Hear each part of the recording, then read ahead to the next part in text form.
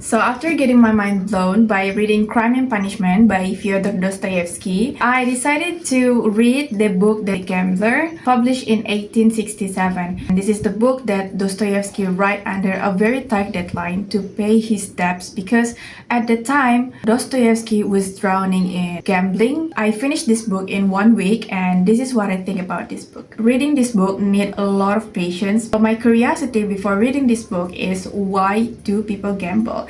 And it's not really answered with this book because Europe and Russian people usually build wealth and legal assets from the gambling, so it is socially accepted there. You have to begin it with the right questions. So the first question is, how does it feel to gamble? Second is, what is the psychological impact of gambling? And the third question is, what happened when the gambling become your addiction? Dostoevsky give us very specific plot about the experience in gambling. How does it feel to win? How does it feel to lose? What makes people want to put the money over and over even after losing several times? So the protagonist named Alexei Ivanovich went to the roulette table because he wants to help Polina Alexandrovna, the person he loves, for her financial difficulties, with the hope that one day she will fall in love with him. And Polina also aware that she has power over him. She knows that this guy will do everything for her.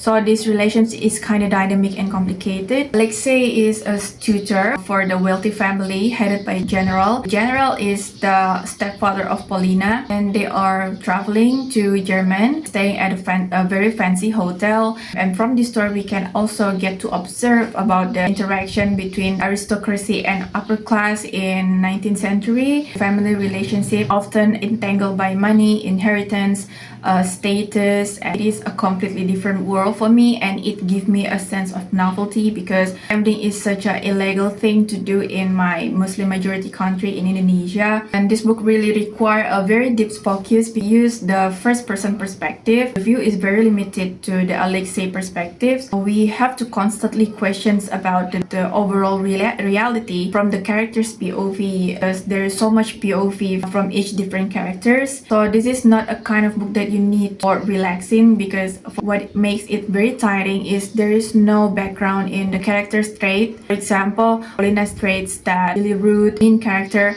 has no background, so I cannot endure to keep going and sharing empathy with the character. It's kind of exhausting. This book is good for brain exercise, but overall I'm really proud that I finally finished this book. I read it on Substack, but in Indonesian language. You can read it in English. There's also tools for translating in Substack. So will you read this book for testing your patience?